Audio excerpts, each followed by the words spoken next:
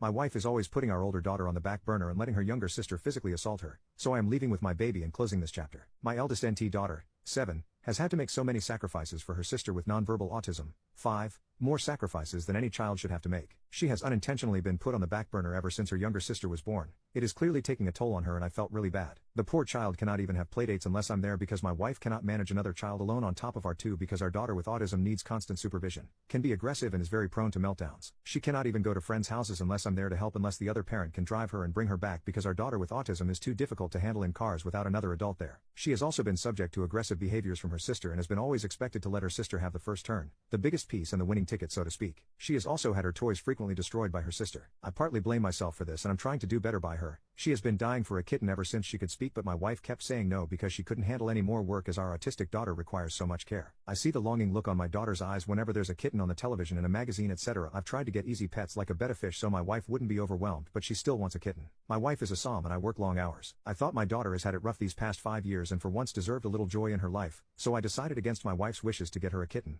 The joy on her face ever since having her new kitten brought tears to my eyes and I'm not a crier. My wife is furious with me and has demanded that I return the kitten. Our daughter cried so much over hearing this I have usually acquiesced to her but this time I put my foot down and said absolutely not. I understand she's overwhelmed but our daughter deserves a little bit of joy in her life for once, and as she gets older she will be able to handle the kitten more. Our daughter is a person and not just supposed to be a decorative artifact in her sister's story. I understand she's the one who's home and has to help take care of it much of the time, but it will not be a kitten forever and it will grow into a more independent cat. At least our daughter was asking for a kitten rather than a puppy which is a lot more work. I've seen a lot of posts on here about adult children of disabled siblings going no contact with their parents due to emotional neglect and I am trying to prevent that from happening. Update. My wife and I are now separated and more likely than not getting a divorce. I have tried everything and my wife has refused all suggestions. She refuses respite care because daughter with autism doesn't like strangers. Said the same thing when I offered to hire a pet sitter for the kitten for when I'm not home to help. I spoke to an old acquaintance of mine from college who is now a child psychologist because I was at my wit's end. He said I'm going to be very candid with you. Children with high needs autism such as yours will only get bigger, stronger, and worse. Yes, she may currently be helped by ABA therapy and such, but all that help/training will go out the window once she hits puberty. And in every single case their siblings have ended up with psychological issues,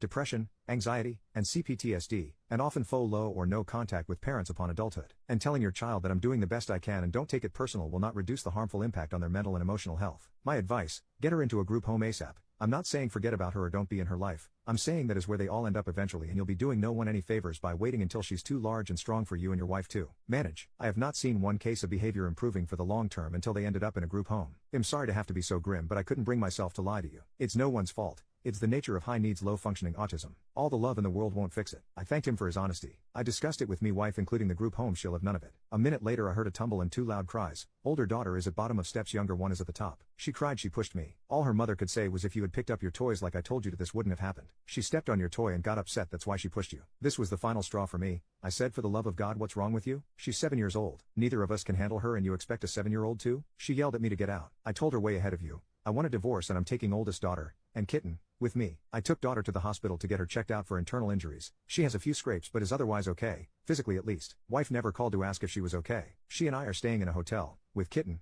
until I find us an apartment. We've only been here 3 days and I already see such a difference in daughter. She's not the shell of a child I once knew. She's happy, vibrant, calmer than I've ever seen her and hasn't cried once, while she used to cry 1-2 a day before. I do also plan to get her therapy ASAP, which her mother wouldn't let her do claiming no time. But when I offered for her to do Zoom sessions with therapists she said no because she doesn't want the therapist judging her. And she absolutely adores her kitten. She stays with my parents while I'm working. And I plan to send more than ample child support/alimony to my wife and other daughter and let them have the house. I did what I had to do for her well. Being the child psychologist I spoke with said I'm the first parent he's seen who advocates this much for the well child. And that broke my heart.